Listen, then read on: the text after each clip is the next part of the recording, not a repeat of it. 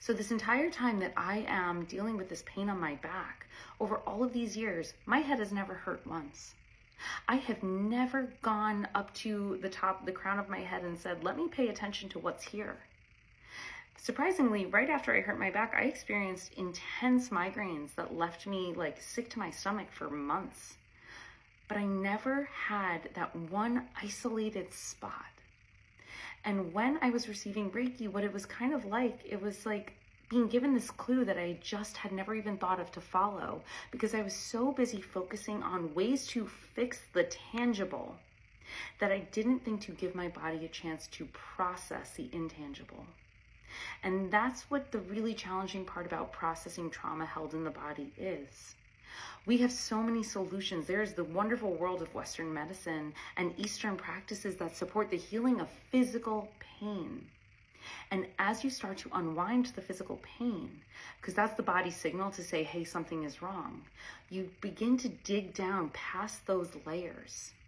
And you begin to challenge that perhaps the physical pain really is a manifestation of unprocessed things that you just weren't ready to deal with, see, internalize when they happened.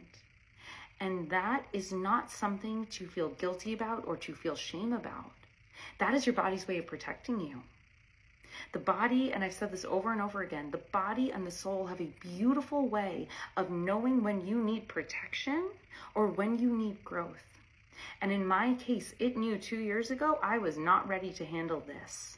I was not ready to explore whatever the connection is between the back pain and the top of my head. Whatever I am compressing within the mind that I'm not ready to process yet, I wasn't ready at that time. But now I've received this clue because my body gave me that indicator. It said, hey, here is this pain. And it's so isolated and it is so perfectly aligned with what you are handling in life right now that maybe it's time to address it and to approach it. Now remember that when you're processing trauma, you always retain the autonomy to decide how and when you want to process it. Your body will send indicators. It's going to send little reminders, pain signals, or just like sensations that don't really feel like you. Sometimes I would get like trembling hands, or I'd feel really nauseous around certain people, or I would have this like kind of full body shake if I was in a situation where I didn't feel totally comfortable.